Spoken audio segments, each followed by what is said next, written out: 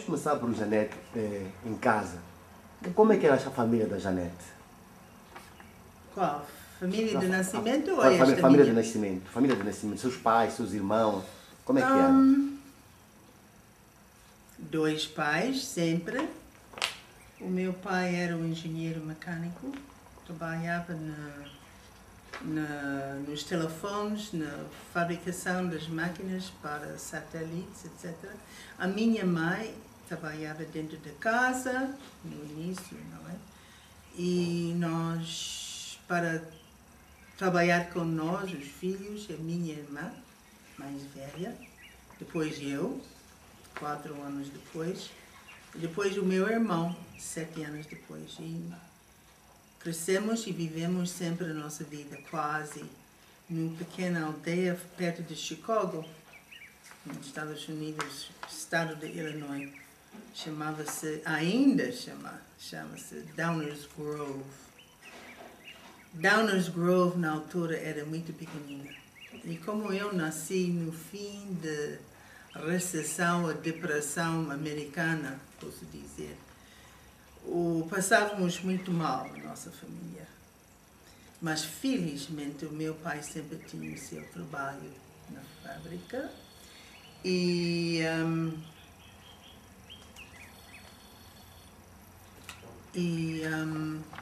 Mas era necessário, junto com o pai dele, construir pequena casa na zona rural. Por isso, quando eu nasci, vivi sempre naquela pequena casa rural, na zona rural, e fiquei lá até 7 anos de idade. Enquanto mudamos para a pequena vila de Downers Grove, onde comecei a segundo grau de educação. E vivi lá sempre. Eu com meus irmãos, era uma vida muito estável, muito calma, sem problemas. E porque as guerras estavam lá, mas realmente não me tocou, porque era muito jovem, Segunda Guerra Mundial, muito jovem. Por isso não notei muito. Quando tinha 16 anos de idade, mudamos para uma outra cidade, outro estado, Indianápolis, Indiana. E onde mudei a escola secundária, e as nossas vidas econômicas melhorou bastante. E acabei a minha escola secundária lá, nesta cidade grande, Indianápolis.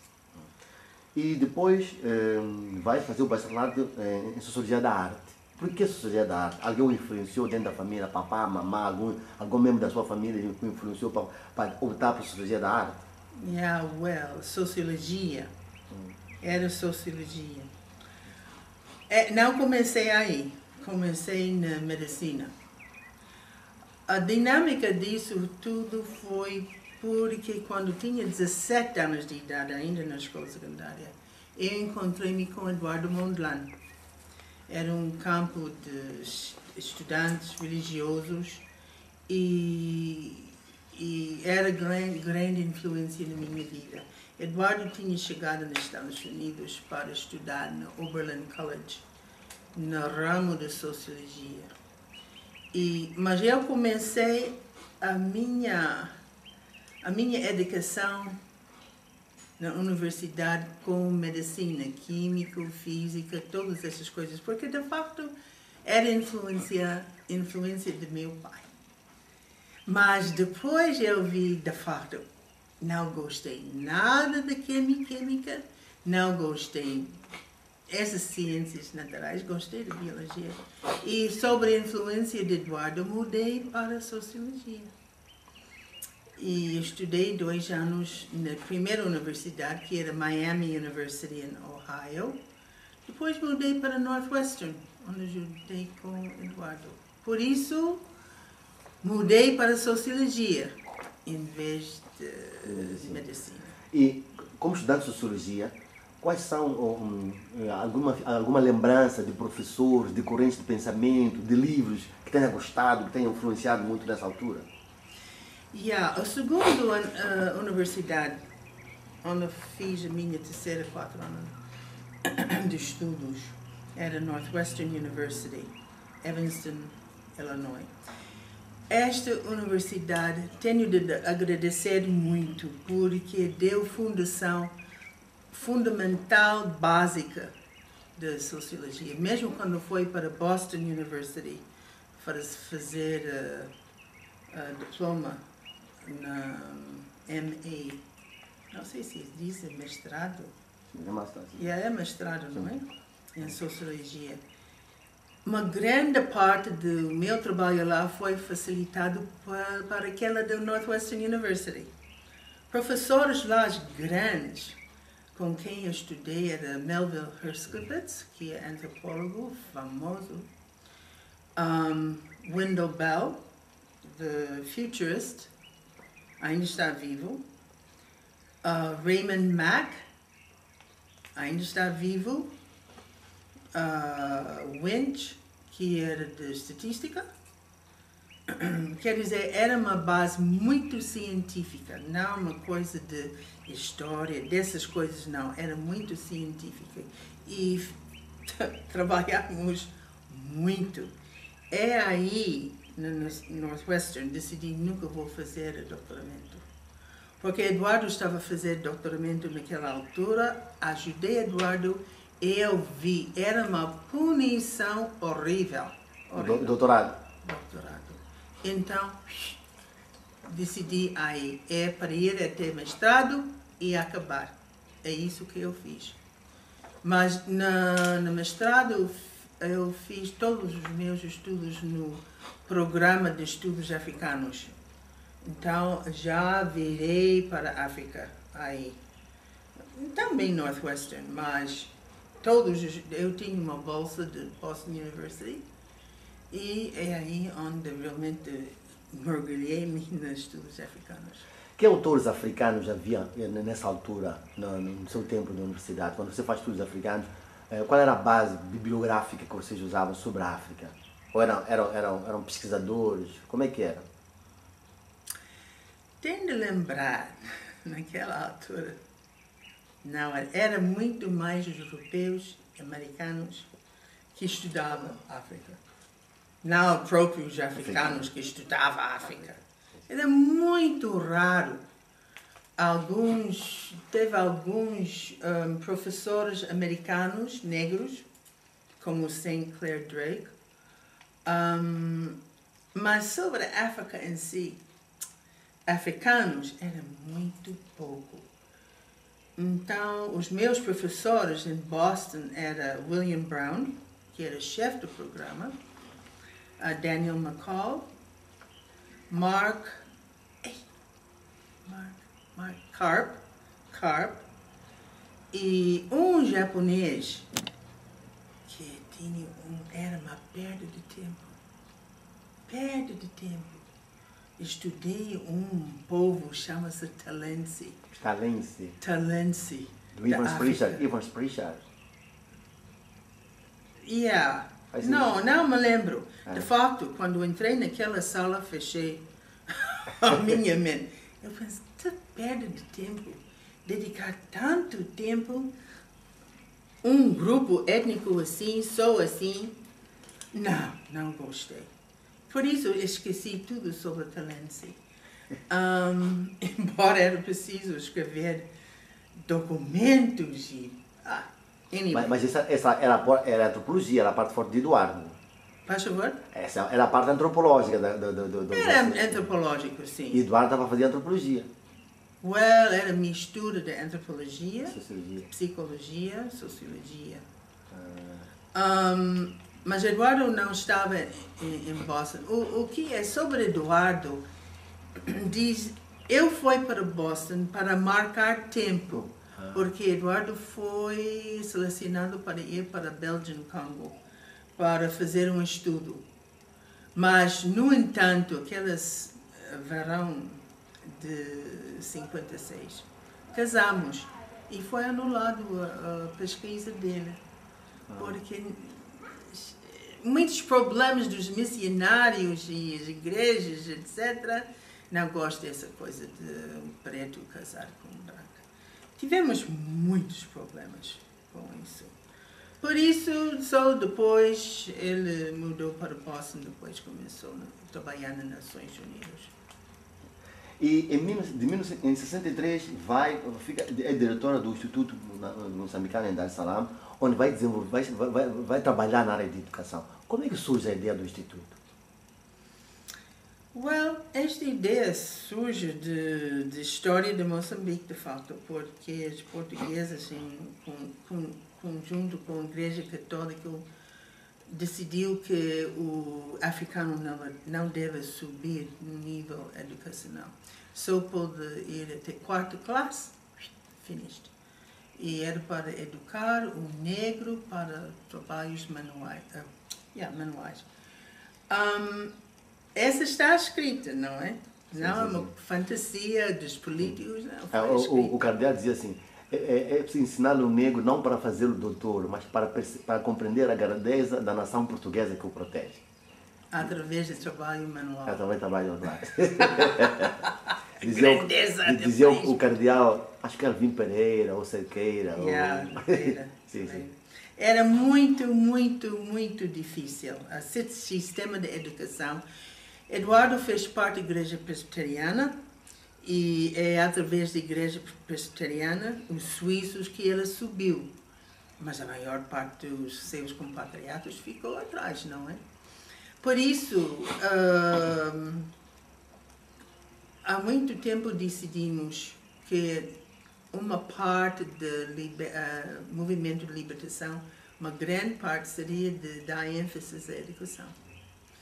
Por isso, quando a luta armada, ou melhor dizer, a frente da libertação foi estabelecida, uma das primeiras coisas que entrou nas nossas cabeças é estabelecer uma escola para os refugiados moçambicanos que estavam lá. Quer dizer, para facilitar a primeira classe, a escola primária, que era só 4 anos, mais um, e depois transferir para outra escola perto de nós, apoiado pelos americanos, onde era para acabar a escola secundária em inglês. Por isso, a nossa tarefa é para completar a escola primária, ensinar inglês para entrar nessa outra escola. É aí onde começamos. E construímos edifícios, que agora o Instituto Internacional em Tanzânia. Era uma tarefa muito, muito grande. Muito grande. Selecionar estudantes, muitos quiseram entrar, não é? Selecionar outros para estudar fora, aqueles que, de uma maneira ou outra, normalmente nos países vizinhos, Rodésias ou Malawi, onde estudavam, ou mesmo em Tanzânia, moçambicanos, para estudar fora do país. E, é para apoiar a educação em geral. Janete, você está lá no Instituto Moçambicano, Eduardo, vocês vão vir dos Estados Unidos, mas a outra parte da Frelimo eram pessoas que vinham da Europa. Que tipo de formação, sobretudo de Paris, Marcelino, outros que estavam lá na Frelimo? Que tipo de programas é que vocês tinham lá? No Instituto? Sim, no Instituto. Seguimos em geral o programa de Moçambique, mas mudamos o currículo. Quer dizer, era entre o programa de Moçambique e o programa daquela escola americana. Por isso, deixamos aqueles livros de Portugal, utilizado em Moçambique, e escrevemos os nossos próprios livros. Os Marcelinos, os Chessanos, todos esses rebelos juntaram-se, Ganhão, Martins, juntaram-se e escreveram livros para o Instituto Moçambicano, para a escola primária. E por isso era uma mistura das coisas, mas tudo, o alvo era esta outra escola vizinho, onde os estudantes podem integrar-se lá e continuar os seus estudos, para uma razão ou outra. Há muito tempo, Mondlane, muito antes da luta armada. Não tanto antes, vamos dizer 2 ou 3 anos antes, escreveu um documento sobre a necessidade das universidades da África criar, educar administradores e as pessoas para ajudar, para preencher as fileiras dos administradores, do administrador no distrito, etc, etc, etc. Esse tipo de coisa. Formar uma classe dirigente competente. Não quero dizer classe, não é bom dizer classe. Formar pessoas dirigentes.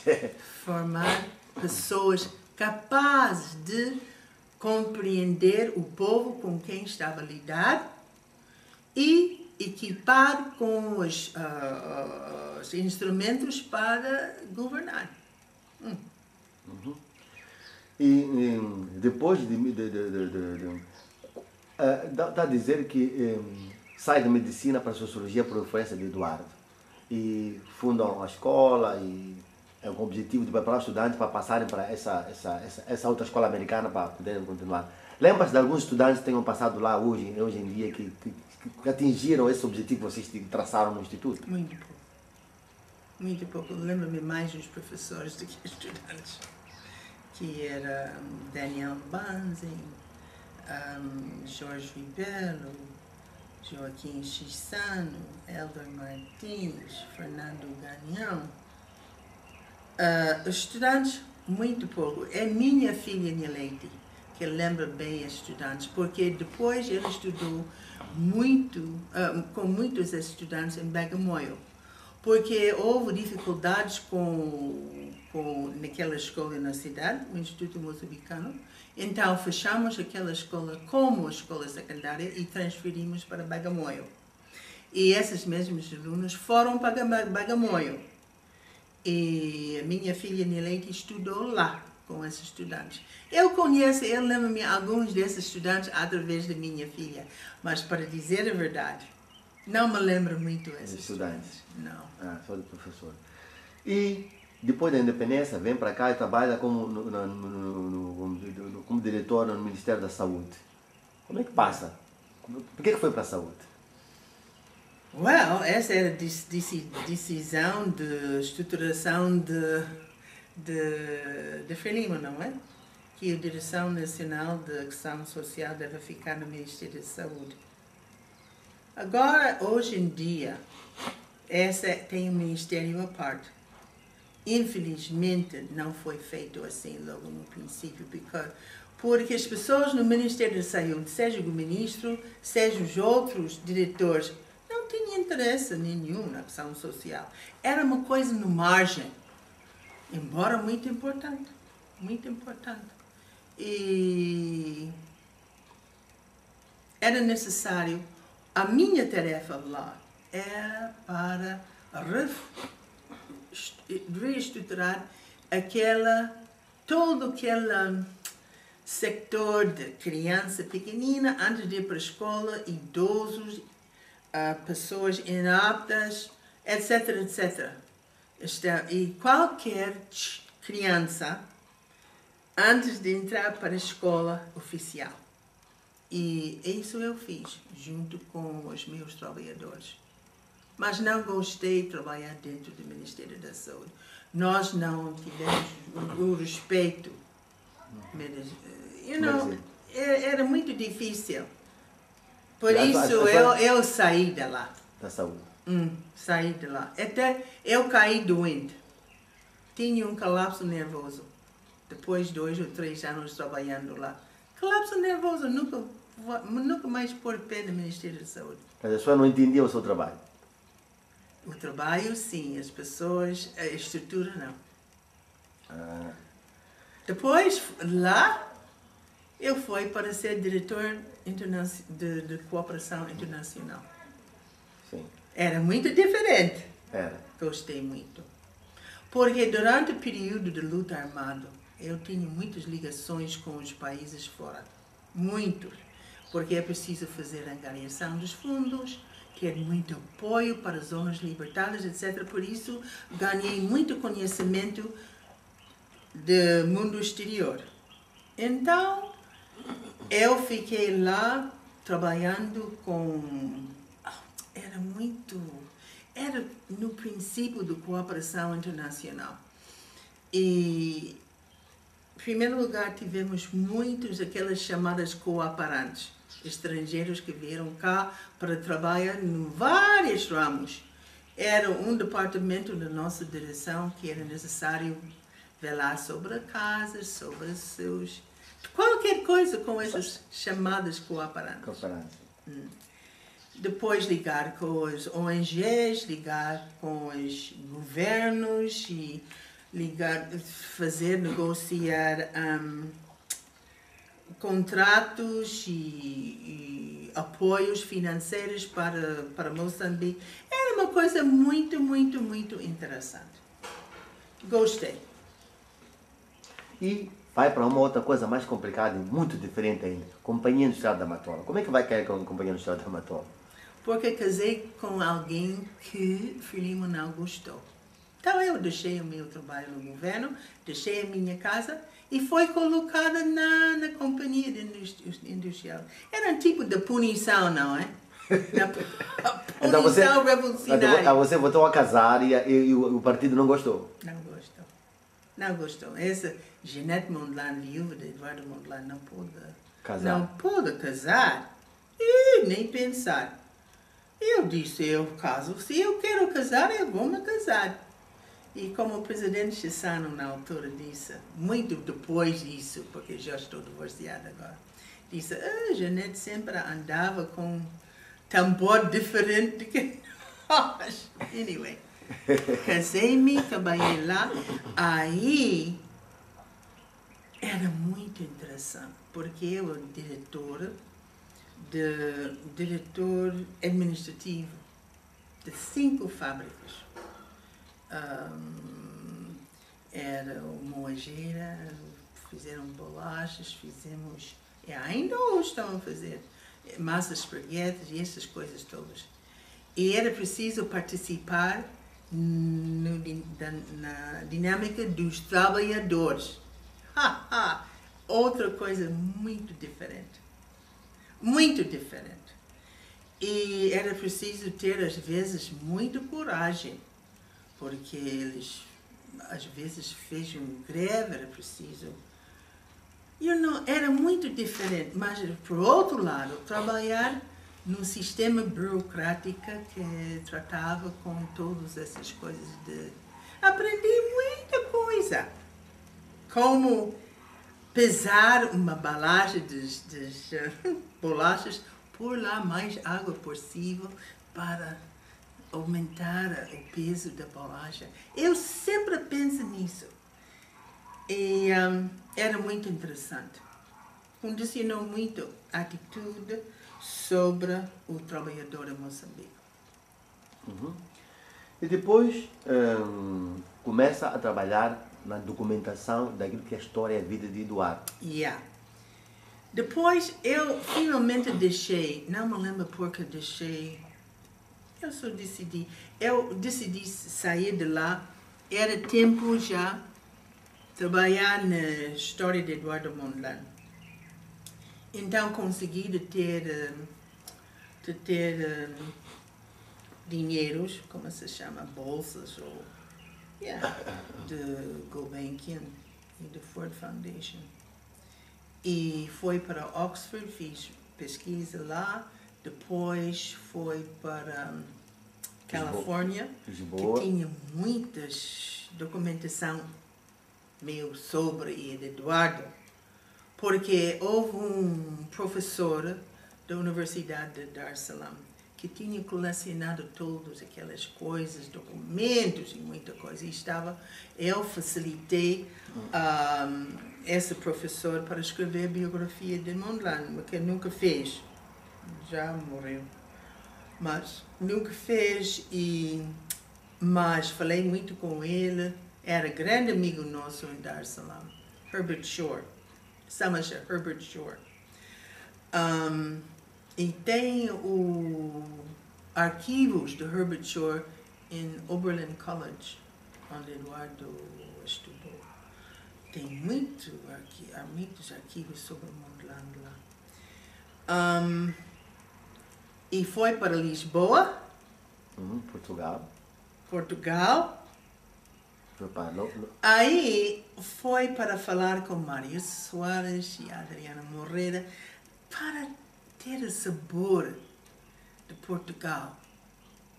Fiquei lá, quantos meses fiquei lá? 2 ou 3 meses. E depois voltei para cá. O Moreira conhecia a mulher, Adriano Moreira. Oh, yeah. Éramos amigos.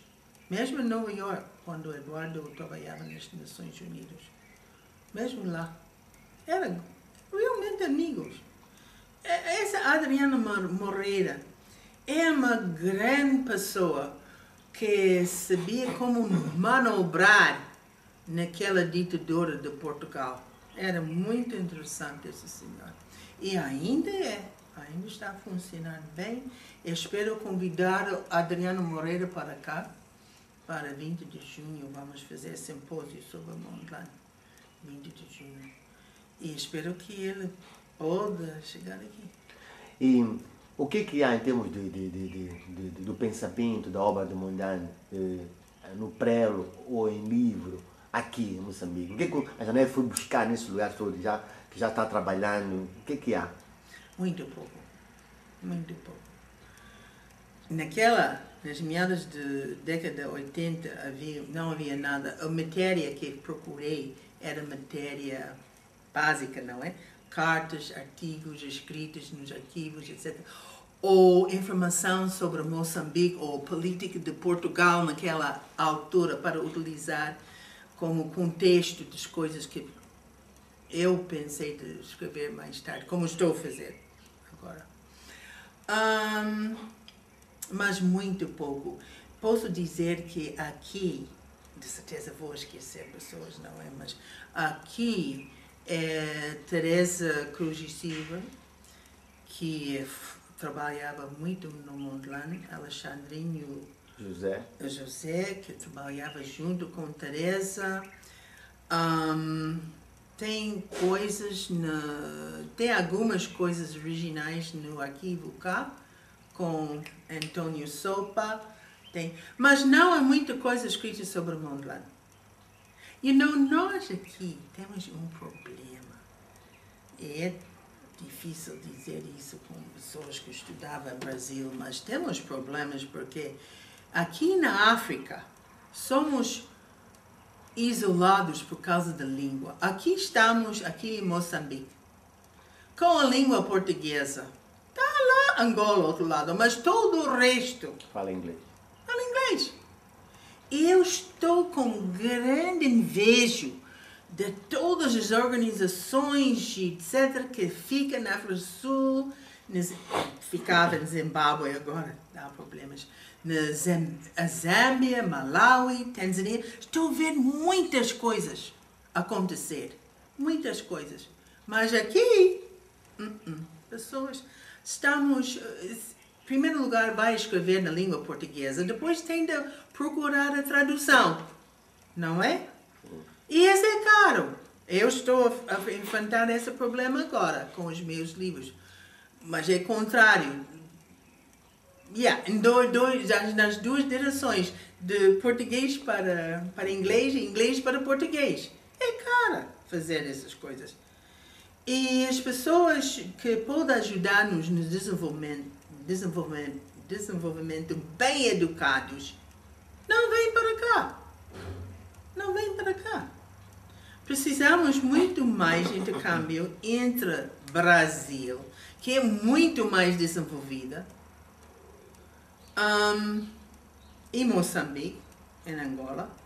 E não precisamos muito mais intercâmbio. Mas mesmo assim, vamos ficar ignorados para outro mundo. O mundo que domina o mundo intelectual. Quer dizer, o português está a ser um problema em termos de... It's a handicap. It's a handicap. Yep.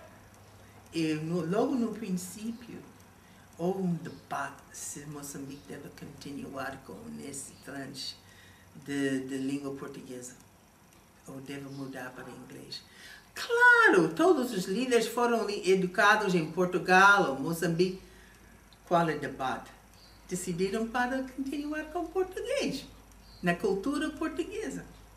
Ok, muito bem. Eu fui educada numa outra cultura.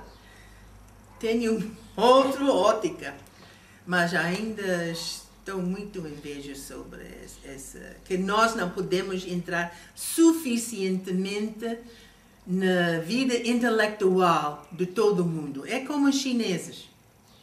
Os chineses fazem tanta coisa. Por exemplo, neste momento está a fazer um grande trabalho nos Comoros sobre a Malaya. O que se passa com isso? É preciso traduzir de chinês para as outras línguas para entrar nessas revistas académicas, etc. É difícil. Um dia os chineses vão dominar. Aqui, Portugal, aqueles que falam a língua portuguesa não vão dominar. Temos de conformar nós. E de 86 a 92 trabalha na Cruz Vermelha de Moçambique. Um outro salto. You know, não. Tivemos cá em Cruz Vermelha. Eu penso que tivemos cá em Cruz... Não oficialmente. Antes da independência. Em todo caso, nós não tivemos. Era... o primeiro-ministro pediu que eu estabelecer a Cruz Vermelha em Moçambique. Não era fácil, porque houve muitos problemas de liderança. Esse problema da Cruz Vermelha, porque pensava algumas pessoas em lugar para tirar dinheiro e pôr na bolsa. Right? É um problema. Segundo, e o grande problema, era a altura de guerra aqui, não é? A formação da Cruz Vermelha na plena guerra com o Renamo.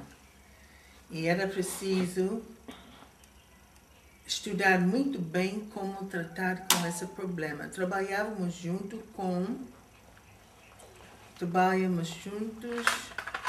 Quero que eu parar. Continua a falar. Só mudar e já está. Trabalhávamos junto com a Federação Internacional da Cruz Vermelha, Crescente Vermelha, e era preciso criar esta organização. Perdemos muitos quadros nesta guerra, porque é tarefa de guerra A Cruz Vermelha assistir a guerra. Zona de combate. No combate. E era muito difícil. Eu assisti conferências lá fora e às vezes Renamo estava a assistir nessas conferências. Questionaram-se se era eu, como membro do Frelimo, seria capaz de facto defender ou assistir os doentes, Mas eu disse assim, é possível, é muito possível. E eu penso que nós conseguimos de manter a nossa neutralidade quando for necessário e perdemos muitos quadros. Eu tenho muito orgulho sobre esta fase da minha vida e sobre todos os quadros que trabalharam na Cruz Vermelha na altura. E essa tradição continuava. Até hoje temos uma Cruz Vermelha muito forte. É uma boa organização, cara. Estou muito feliz. Quais são os marcos fundamentais, além desse cruzamento entre os dois beligerantes que você encontrou lá, tinha que assistir doentes deste lado, desse lado? Quais foram os outros marcos que você teve na Cruz Vermelha? Parece que foi uma instituição muito importante naquele período. Era muito importante. Não, era para estruturar, para organizar a liderança. Essa ideia de temos uma organização que podemos roubar e pôr dinheiro na bolsa. Mas eu não gostei de guerra. aprendi a não gostar de guerra. Ninguém gosta de guerra, não é? Às vezes é muito teórica, mas a guerra não é.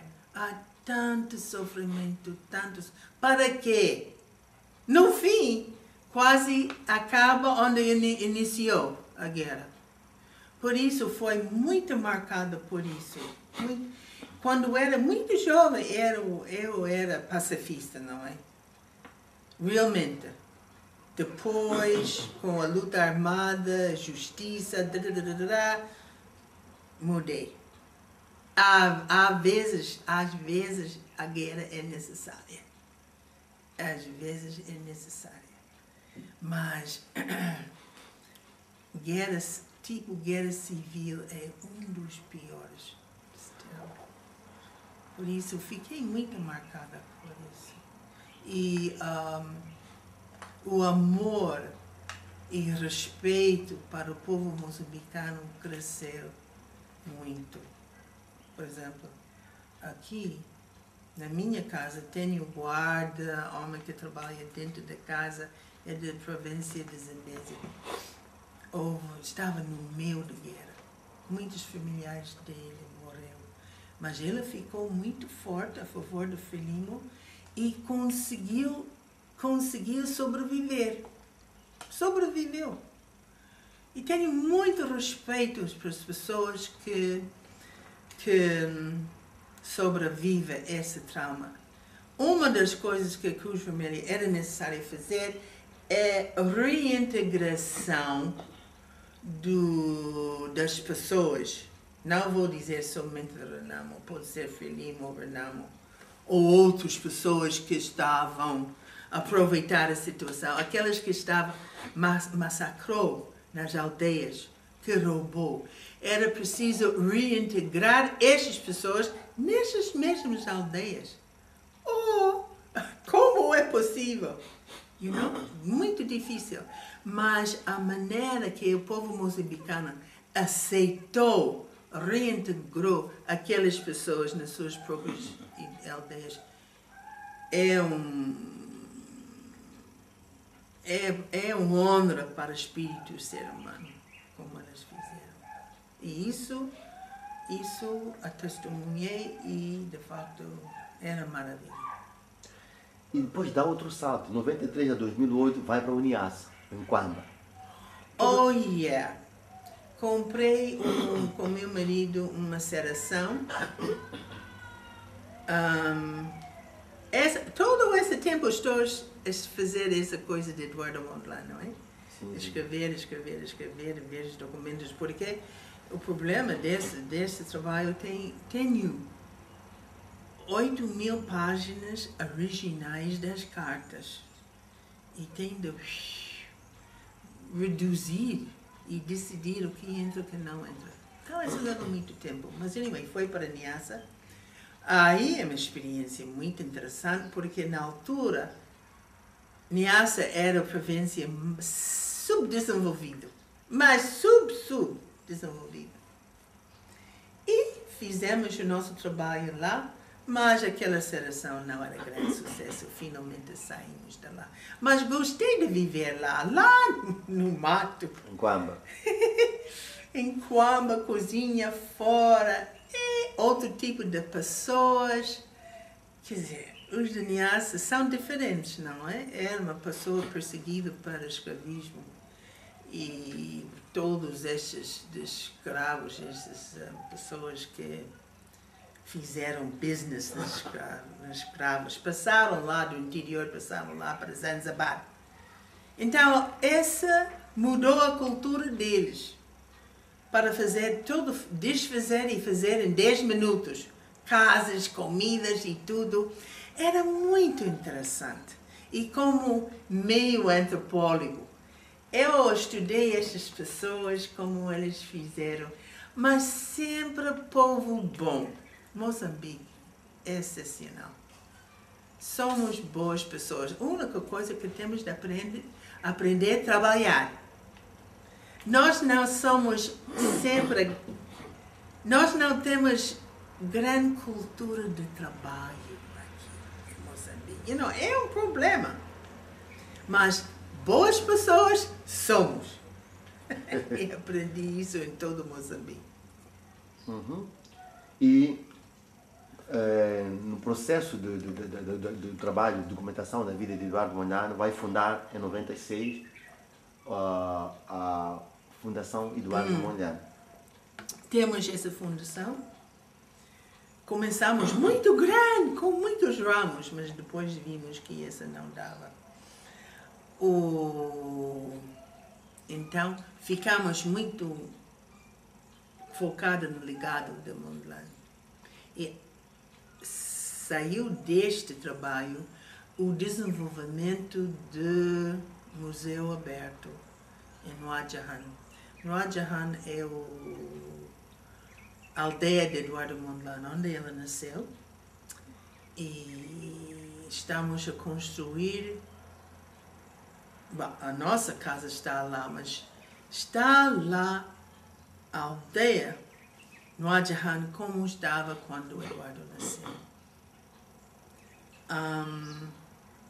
E há muitas pessoas que visitam lá. Estamos a tentar educar o povo moçambicano, como muitos estrangeiros. Tivemos grupos parlamentares, muitas coisas vão para lá. E a nossa maneira de espelhar, educar sobre o legado de Eduardo Mondlane. É um grande projeto. Se tiver tempo para ir para lá, deve ir para lá. No 3 de fevereiro, este ano, houve 43 mil pessoas lá. Que assistiu palestras e comícios, etc. Comeram todos lá. 43 mil pessoas. Era uma coisa incrível. E cada um sai como uma noção de Eduardo Mondlane. Agora vai para aquela aldeia extensão da Universidade Eduardo Mondlane, para ter computadores e todo aquele tipo de coisa. As pessoas podem ir lá ver todo o material do Mondlane. E vamos ter uma subestação sobre a universidade lá. Quer dizer, uma coisa que está a crescer. Tudo sobre o legado de Mondlane. E isso sobre o nome de Eduardo Mondlane, Fundação Eduardo Mondlane. Além do Struggle for Mozambique, que era a obra mais famosa, e Chicango, quais são as outras obras de Eduardo? São palestras, são coisas escritas e publicadas em alguns livros. É esta que estou a colecionar e organizar para referência.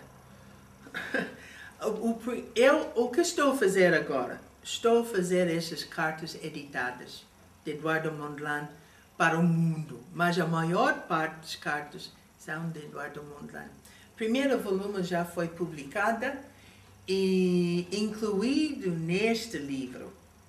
É uma drama, ninguém tem conhecimento desse. É contra o alcoolismo. Eduardo escreveu quando era estudante, lá na União da África do Sul, muito antes de ir para Portugal. Em 49, 1949. 49. Foi publicada, foi escrita em 47, penso eu. É contra o alcoolismo e juntei nesse livro meu, mas no futuro não vou fazer isso. Só vou fazer referências. Talvez a Fundação vai publicar essas coisas num volume, porque estão espelhadas. Eduardo escreveu coisas publicadas no livro Africa in the Modern World e outros livros que têm parcelas ou têm coisas sobre Eduardo Mondlane. É preciso juntar essas coisas. Mas o foco do meu trabalho é para pôr lá para as pessoas que estão a fazer research, matéria-prima. É preciso ter que tipo de pessoa era Eduardo Mondlane, quais eram as preocupações dele, etc, etc. É isso que estou a fazer agora. É muito duro, porque tenho de reviver toda a minha vida com Mondlane. E não é muito fácil, não é? Naomi.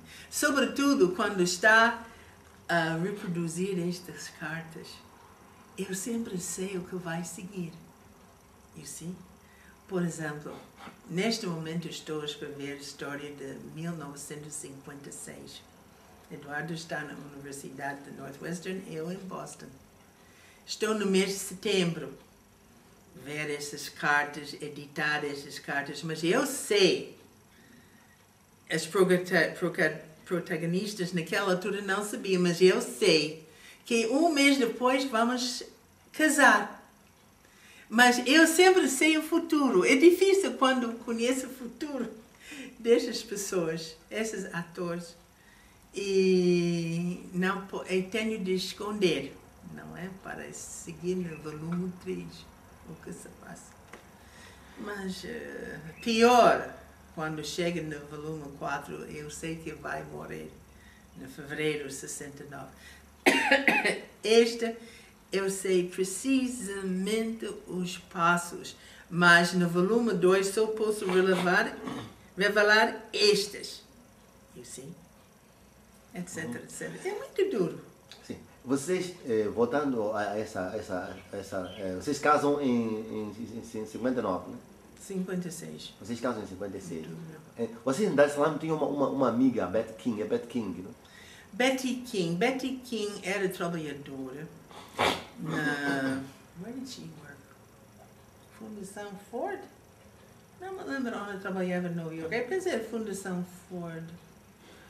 Uma coisa ligada com a África. E quando precisava o administrador ou secretária, Eduardo foi buscar Betty King para trabalhar no Instituto Moçambicano.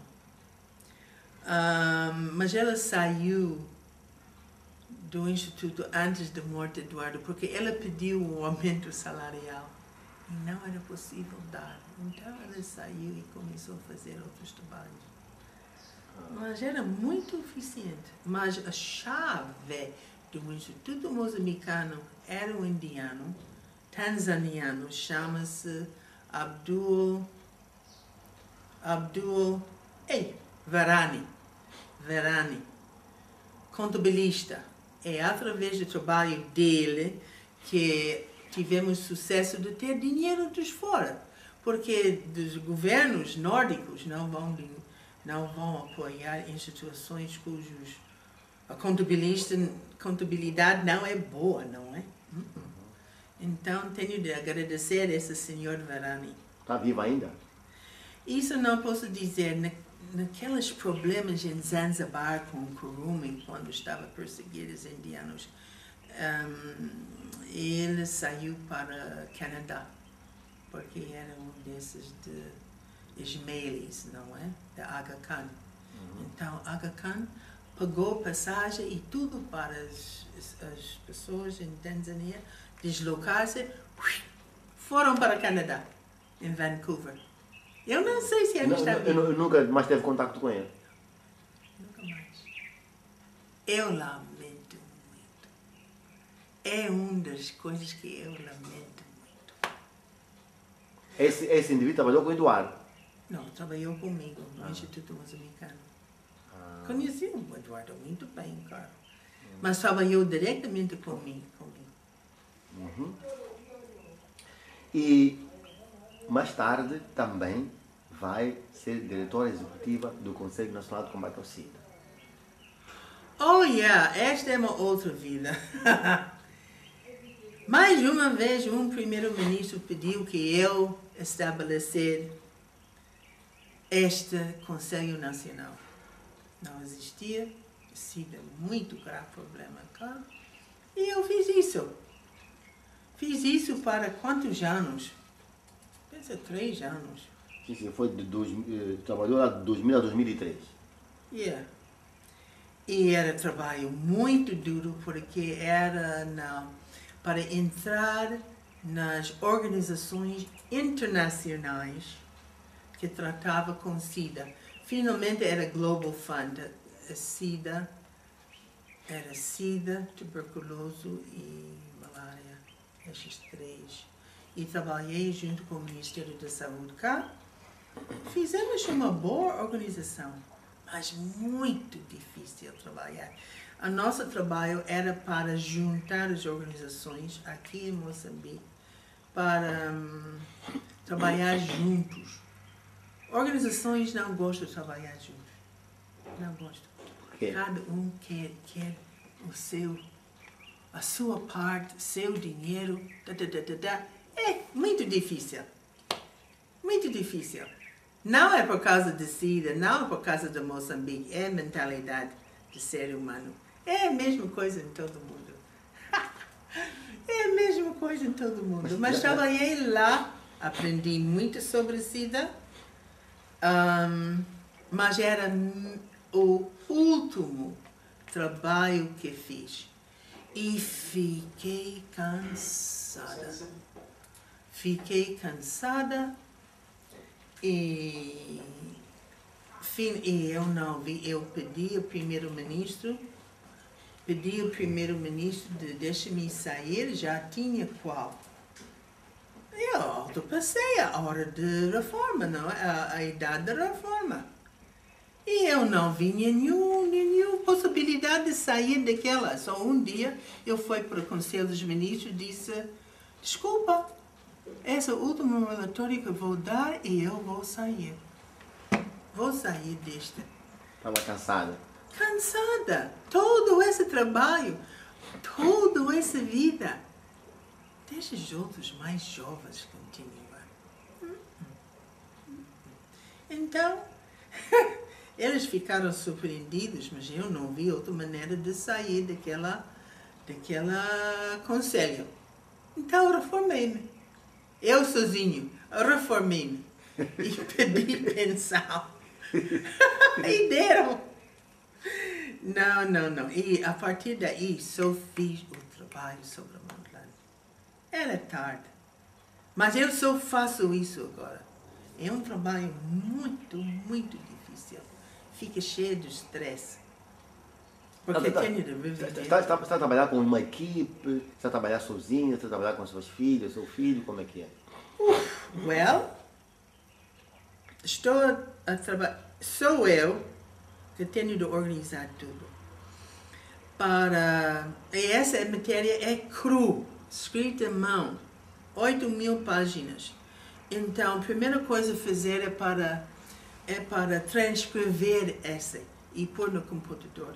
Esta matéria eu mando para Estados Unidos. Há uma empresa lá que faz esse tipo de transcrição. Depois, quando a matéria original está em inglês, tenho de ter alguém para traduzir em português. Tenho aqui Judith Baloi e Polly Gaster e é uma equipa. Satoi. Qual Satoi? Eduardo? Não. Satoi. Bento. Bento Satoi da universidade aqui. Famosa ela faz traduções de Xangan para português, depois ele traduz de português, outra pessoa traduz de português para inglês. E vice-versa. Quer dizer, há um grupo dos tradutores com quem eu trabalho. Este é apoiado pelo governo, dinheiros, é para a Ford Foundation, para o setor cultural das nações Estados Unidos e quer dizer, eu sou coordenador. Depois, ultimamente, o grande trabalho que foi feito é traduzir o primeiro volume em inglês. Esse é feito. Agora tenho de publicar e tenho uma empresa, ou duas que querem fazer isso, também isso. Depois, neste momento estou a trabalhar no segundo volume, que implica, como todo o material, quase tudo está em inglês, tenho de ter alguém traduzir para português, porque é a língua desse país. Quer dizer, é questão de coordenação, mas o meu trabalho principal é para ver no computador aquelas cartas e tirar Fazer o editing. Grandes partes, editing. Por exemplo, eu não posso dar todas as coisas que falam mais de amor, não é? Tenho de tirar. É muito privada, tira. Coisas que falam das pessoas, do passado dele, de uma maneira muito mal, tira. Coisas, há muitas coisas que têm de sair, mas ele guarda. Se alguém quer saber, ele guarda. E originais, claro, todos os originais ficam comigo. E é um trabalho muito difícil. Depois é preciso, por exemplo, neste momento, na segunda... é muito complicado, é melhor não entrar nisso. Mas é muito trabalho.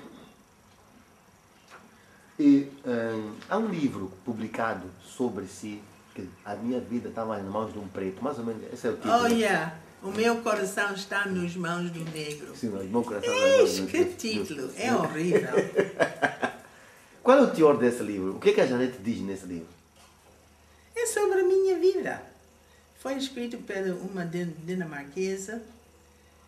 Ela fez muitas entrevistas. O problema deste livro era que não recusou tirar qualquer coisa do material original que ela tinha. Mesmo coisas recusou, eu não tinha controle sobre isso. Mas, de facto, a minha vida está lá, neste livro. Agora, os meus filhos querem que eu escreva sobre mim. Isso não vou fazer.